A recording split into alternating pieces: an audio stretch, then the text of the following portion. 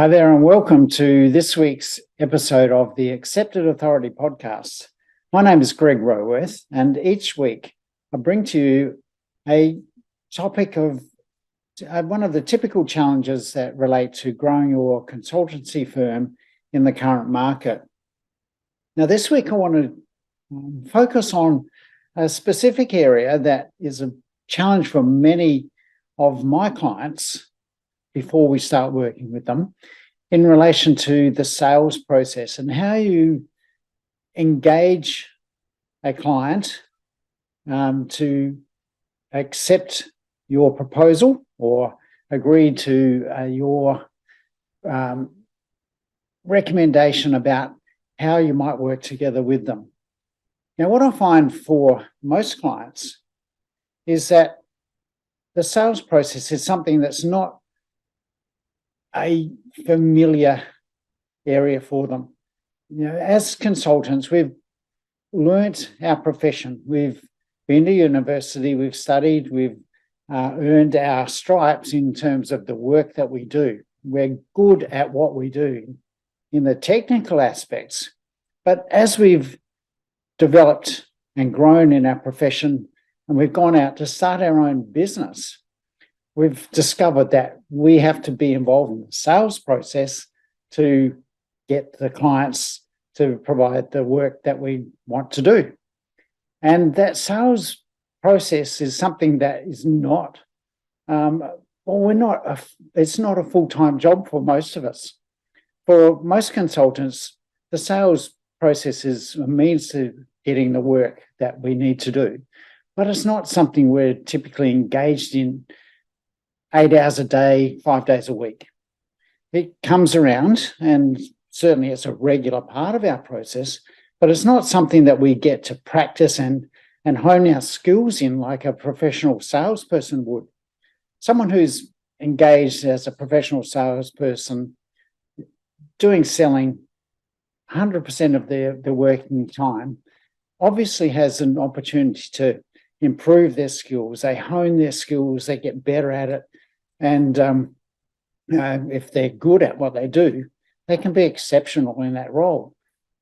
But for most of us in the consulting field, sales is just one of the aspects of the work that we do. We're typically not full-time salespeople. And in many cases, sales is not really our favourite part of the role. For most of us, and me included here, sales was never something I thought that I would get involved in.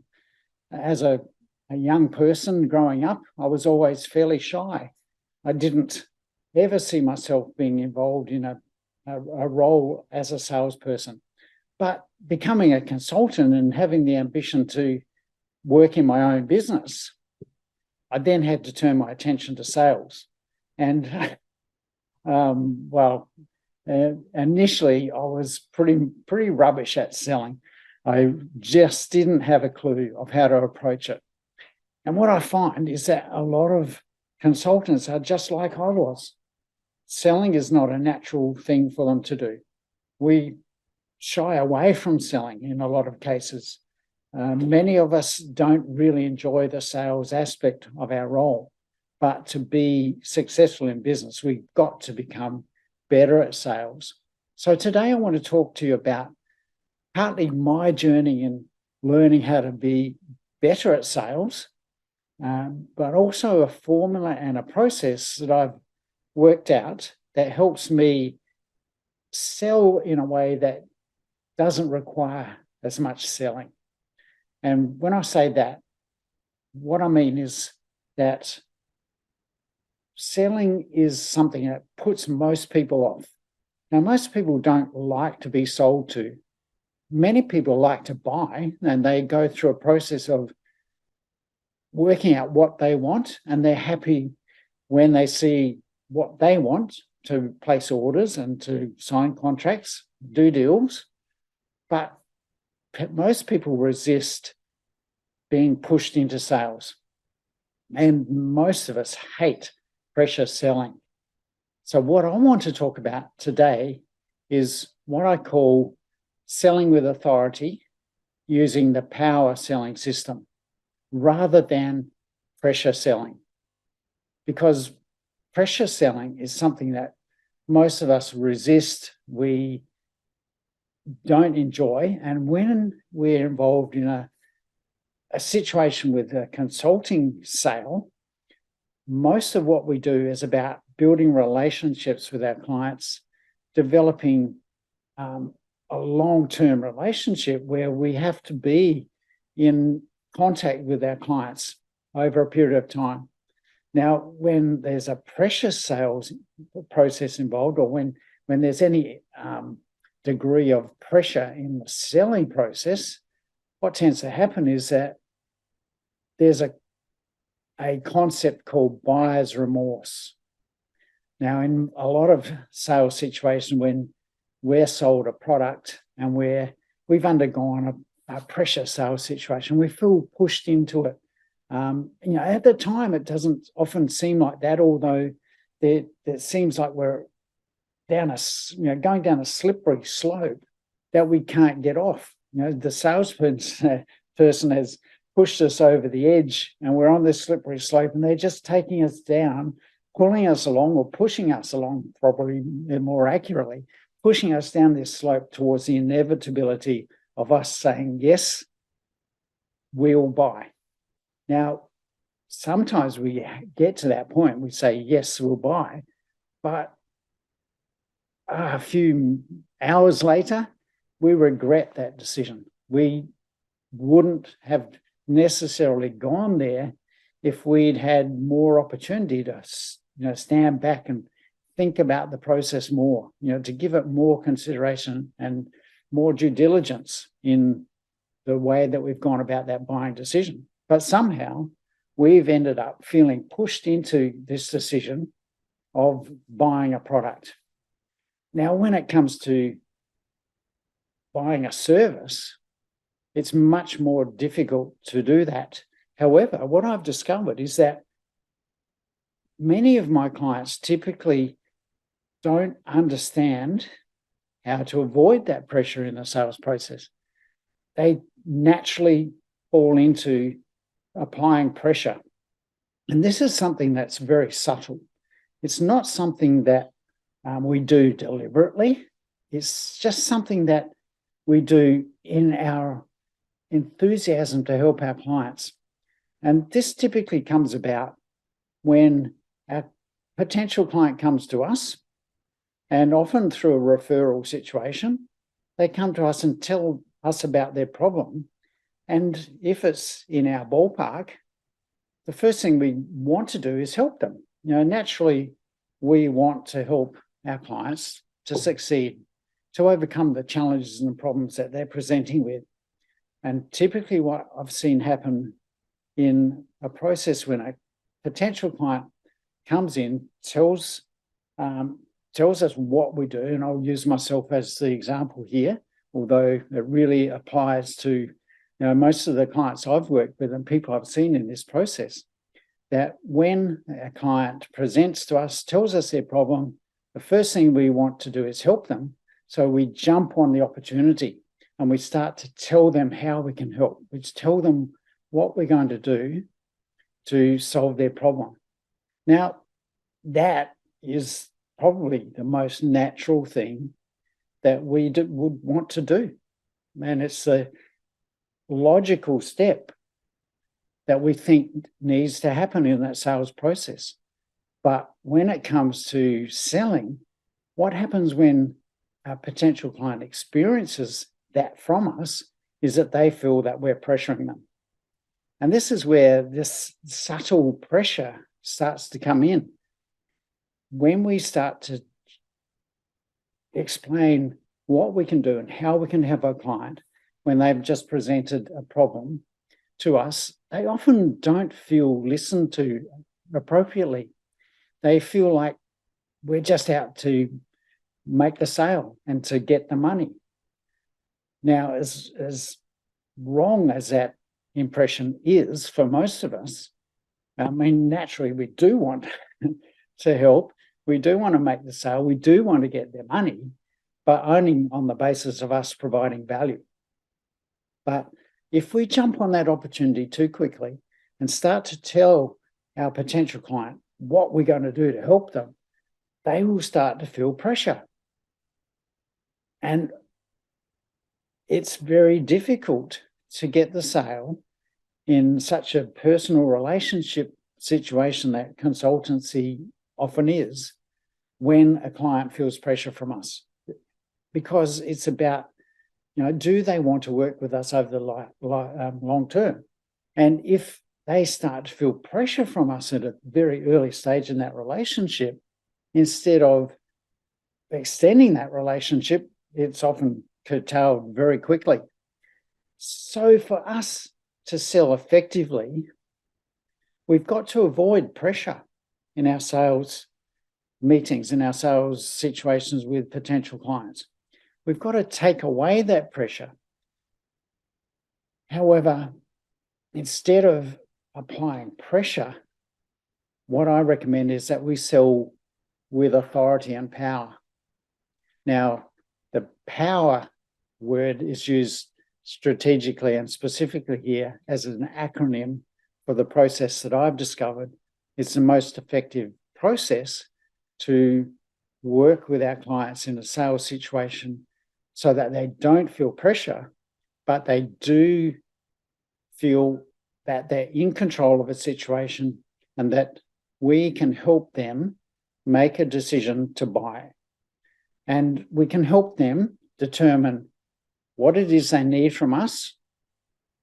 They can make that decision about whether it's right for them, and they can give us the go-ahead to proceed, all without feeling pressure from us. So let me tell you about the power authority selling process. And the first part of the process is, starting with the letter P, is positioning yourself as the authority.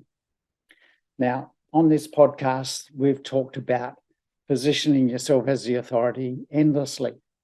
But in this process too, it's not just about positioning yourself personally as the authority. It's about positioning your firm as the authority in the market. So it's not just about you being the guru, the thought leader, which ideally you will be as well, but you don't want to remain in that position because you want to see, well, you want the client to see that it's not you that has to be the one doing the work for them. You want to be able to transfer that level of authority that you are presenting with to the people in your team who will be the client-facing people in the project. You want to present the authority of your business process, the way you work with clients, as a solution for your clients, not you being the solution for the clients. And that makes a big difference ultimately in the ability you have as a consultant to leverage your skills and leverage your time so that you're not the one in demand, but your team is in demand. And that makes a big difference when you're able to leverage your time and your skills across the team so that you can serve many more clients than you could do personally. So there are a number of ways that we can create leverage in our business, and it's not the platform to talk about that today. But what I want to bring you back to is the process of positioning yourself as the authority, or positioning your firm as the authority. And because we've talked about how to do that a lot in this podcast, I won't go into too much detail about that today, but it's really about ensuring that you are able to communicate to your potential clients before you have that sales meeting that you are the market leader, that you're that you have the solution that the client needs, even before you get into that selling situation, so that they're coming along to you pre-sold, already firmly of the opinion that you're likely to be able to solve their problem and that they actually want you and your solution, your team, to help them. So the mindset of the client when you position yourself as the authority, is that they're not coming to examine you and evaluate you against your competitors. They're not coming to check out your pricing or to identify, what you can do to help them, because they will already know what that's about in the way that you communicate with them before the sales meeting. So you need to be setting up your system of positioning yourself as the authority to deliver the right information, the right content, the right education to those potential clients before that meeting. Also, you need to have the trappings of professionalism and authority when they see you. You don't want to have a website that undermines your authority.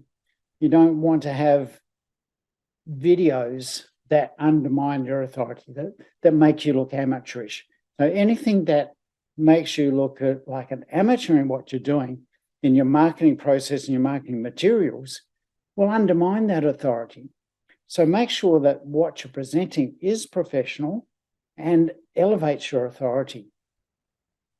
Now, the second part of the power process is to own the agenda.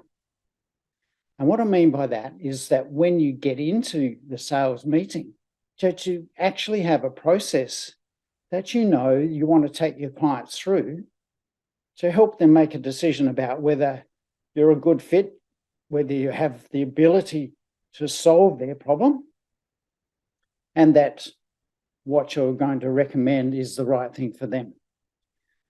And I've seen a lot of my clients, before we introduce this process to them, really get in a muddle in this situation.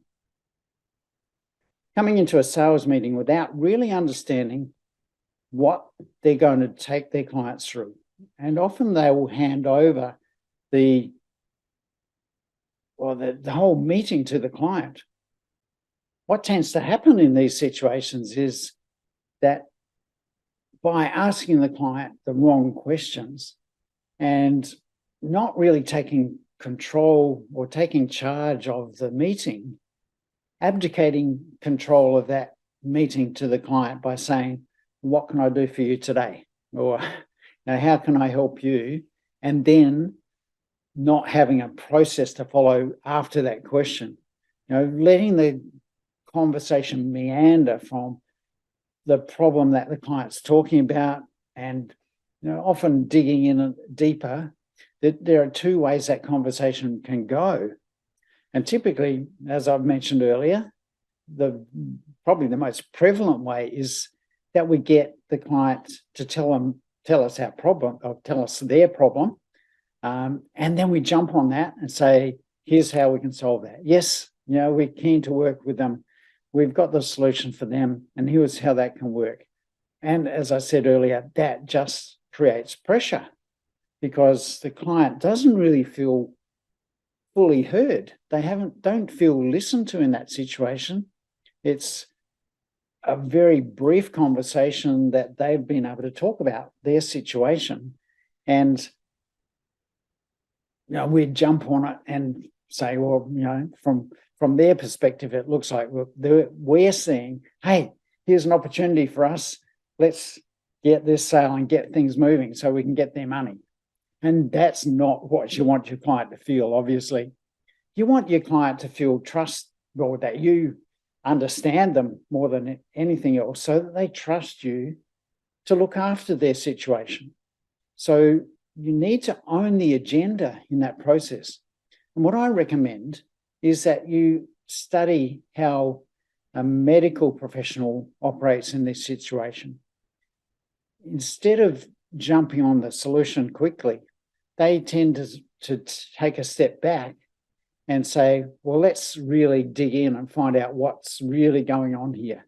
For example, if I turn up to a doctor and say, Doc, I've been suffering headaches for a while.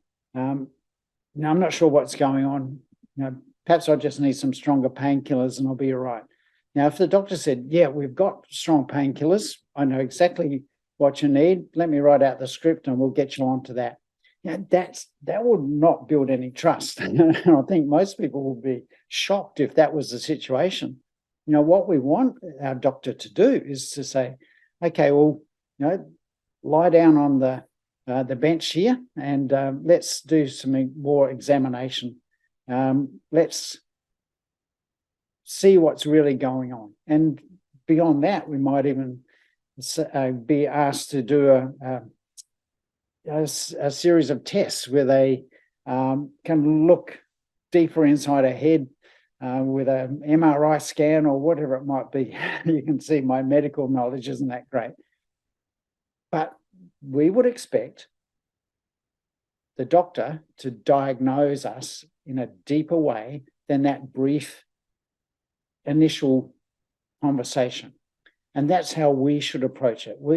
Our agenda for that meeting should be, how can we take our client through a mini diagnosis to know how we can serve them better and how we can really understand their situation and describe their problem to them in a way that shows our authority again. So by doing that and by taking their clients deeper, we come to the third phase, and that's the W for win their trust. Now, when we win their trust, or how we win their trust, is by going through that deeper analysis, a deeper level diagnosis, so that we're not jumping on the solution too quickly. We want to stay away from the solution for as long as possible. We want to take our clients deeper into their situation. We want them to be fully heard, fully listened to, and show that we really understand their situation before we make any recommendations, before we push them down any particular pathway. We don't want to pressure them. We don't want them to feel any pressure from us. We want them to feel that we have taken the time to fully understand their situation so that we can then diagnose their situation more effectively and make a stronger and more definitive recommendation on how to proceed from here. Typically then, the fourth stage is that we want to educate our client around what it is they need. We want to help them change their beliefs. And that's something we've talked about in this podcast in the past. The process of selling is really going through a series of, or a chain of beliefs, from not understanding what the situation is to really coming to a level of understanding of what needs to be done to solve their problem. So our process needs to include that educational piece where we can help the client understand what's going on with their situation, understand why they are experiencing the challenges they're experiencing, understand that those are symptoms of a deeper level problem, so that then we can describe that problem to them as what needs to be solved rather than just working on the symptoms, because it's that root cause problem that we need to solve, not the symptoms. When we solve the root cause, we solve the symptoms. But many of us jumping in too soon, when the client describes the symptoms to us, we are talking about how to solve those symptoms. And we're not really able to establish a proper solution, a proper recommendation when we do that. And the clients feel that. They don't build trust, or we're not building trust with them when they do that. And we're not educating them properly so that they understand what we see and the way we see their problem needs to be solved. So when we educate our client and they go through that chain of beliefs and are ready to accept what we have to say, then we can recommend our solution. So the R in the power process is to recommend. So not to close the sale, as many sales trainers would talk about. In a consultancy situation, we're not trying to close a sale. We're trying to open a relationship.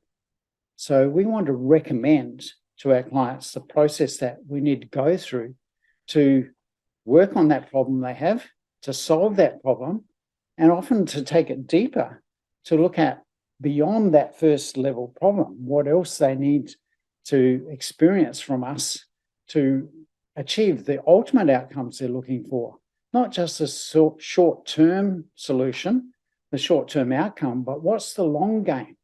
What are they really after? What do they really, really want?